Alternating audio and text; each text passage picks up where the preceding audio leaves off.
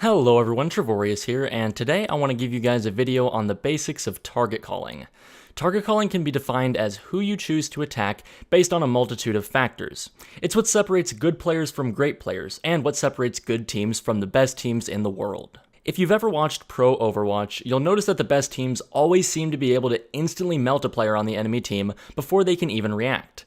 This is because they have very good target focus, which is a combination of their communication with each other and their general sense for the game. Both of these factors can be brought into your own gameplay, whether it be on the ladder or in your own organized team. The first contributor to good target focus is communication.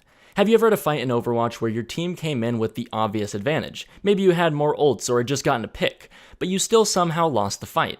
The reason for this is most likely that the enemy's communication was better than yours. It's easiest to target call from a DPS or off-tank position because you have the ability to deal the most damage on the team. But on the ladder, it's not a bad idea to target call from a support or main tank position if no one else is. In order to effectively target call, you will have to keep your calls concise and accurate.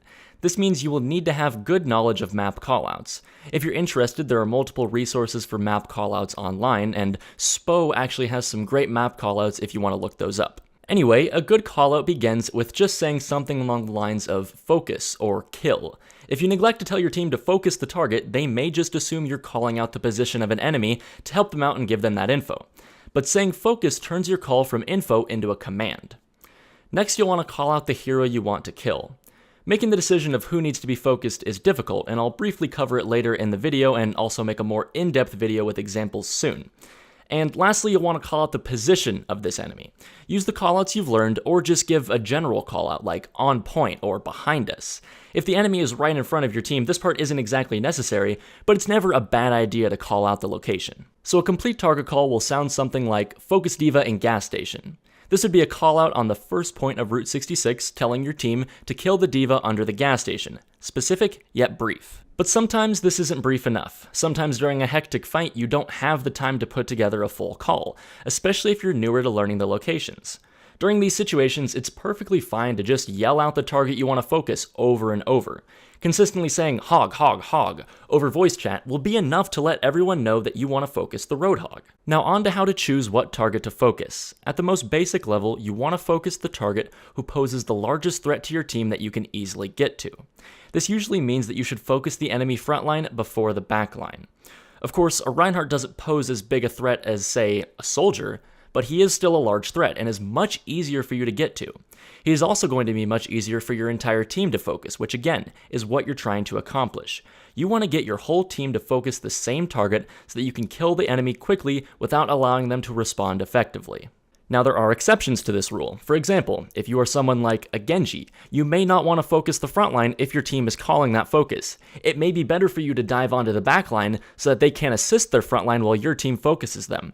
Or it may be better for Roadhog to not use his hook on the focus target because there is a tracer on the enemy team who he needs to save it for. It all depends on the situation, and I never want you to take any of the advice I give as completely flawless and constantly applicable, because in a game like Overwatch, every scenario is unique. Understand that sometimes you will make a mistake and focus the wrong target. Maybe you focus a Roadhog instead of the Ana who's pocketing him, and he ends up clutching the fight for his team. That's fine. You can learn from something like that. In the future, you will take into account where the enemy Ana is positioned and increase the amount of threat she poses in your mind. That way, if she is close enough, you know that you need to focus her first instead of the hero she is healing. To finish this video off, I just want to give one example of target focus in one of my own games.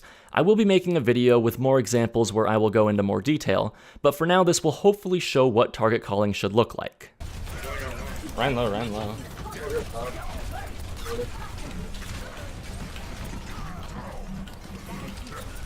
That road's low. We're winning, let's go. Let's go, get on the point you're doing. Ryan, erosion, okay. Zarya. I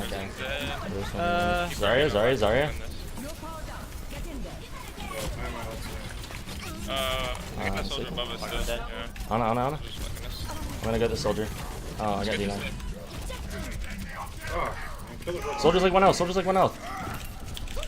Got him. Get the road. Thank you.